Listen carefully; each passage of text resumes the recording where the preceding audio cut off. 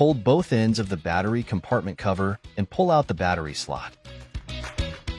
Install 4 AA batteries.